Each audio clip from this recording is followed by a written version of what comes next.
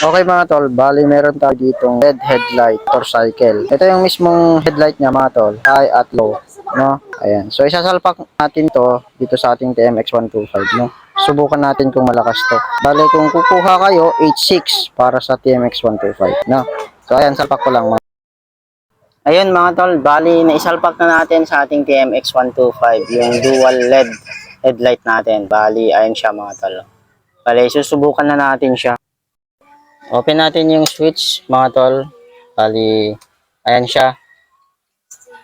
Ito yung kanyang low mga tol. Ganyan siya kaliwanag. White naman yung kanyang high. Yan. So, ganda mga tol. Low, tapos high. So, anong masasabi nyo dito sa ating headlight mga tol? So, napakaliwanag. So, hindi mo na kailangan ng mini driving light. So, bumuli ka na nito. Ayan, all goods. Estig. Ayan, check out mo na.